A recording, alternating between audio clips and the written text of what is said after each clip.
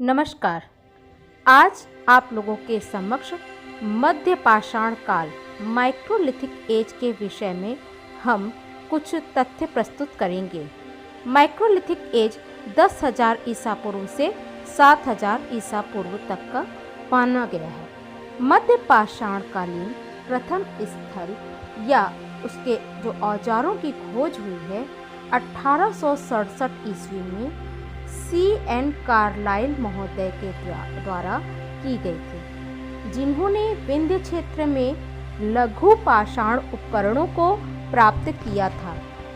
ऊपरी पुरा पाषाण युग के अंत के बाद प्रस्तर युगीन संस्कृति में जो अवस्था दृष्टिगत हुई उसे पुरातत्वविदों ने मध्य पाषाण काल की संज्ञा दी है। इस काल में भी मानव प्रमुख रूप से शिकारी एवं खाद्य संग्राहक ही थे, किंतु शिकार करने की उनकी तकनीक में परिवर्तन आ गया था। मध्य पाषाण काल में पत्थरों के अतिरिक्त हड्डियों एवं सींग के भी औजार बनाए जाने लगे थे। इस काल के उपकरण छोटे पत्थरों से बने थे, जिन्हें माइक्रोलिथिक जैसे कि उसको सूक्ष्म पाषाण भी कहा गया है। इसलिए इस काल को माइक्रोलिथिक काल भी कहा जाता है। यह काल संक्रमण काल है, अर्थात यह पुरा पाषाण युग और नव पाषाण युग के बीच का काल है। इस काल के उपकरण स्क्रैपर, पॉइंट, ब्यूरिन, त्रिकोण, नवचंद्राकार, समलंब त्रिभुज हैं। इस काल में मानव ने बड़े जानवरों के साथ छोटे जानवरों, पक्षी, मछली आदि का भी शिकार करना प्रारंभ कर दिया था। इस काल में सर्वप्रथम तीर कमान का भी प्रयोग हुआ, अर्थात नई तकनीकों का आरंभ हो गया था।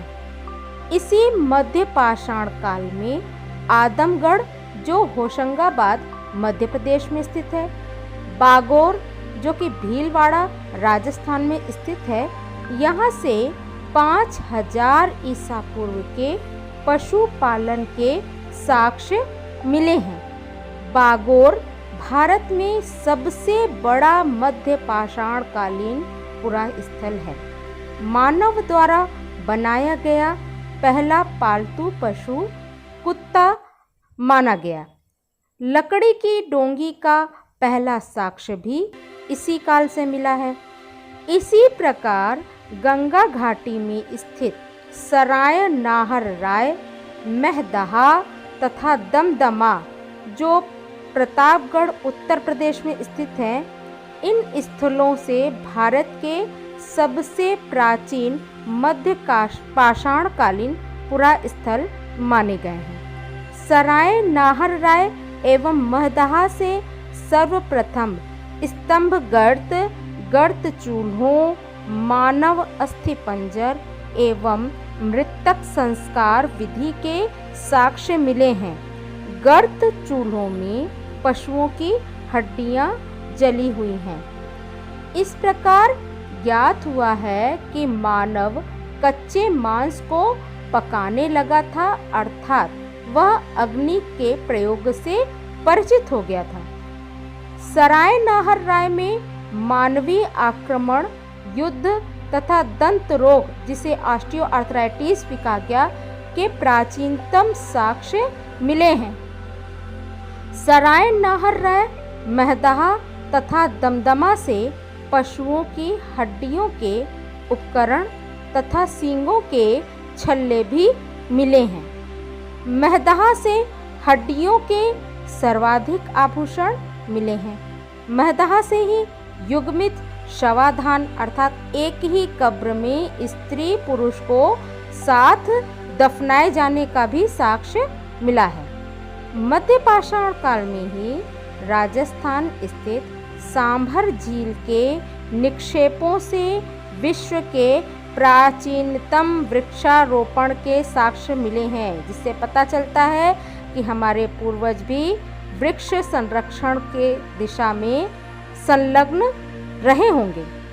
इस काल में शैल चित्रों के कई महत्वपूर्ण स्थल भी थे, जैसे मुरहना पहाड़ उत्तर प्रदेश में, भीमबेटका, लाखा जुआर एवं आदमगढ़ मध्य प्रदेश में, कुप्पागुल्लू कर्नाटक में स्थित हैं।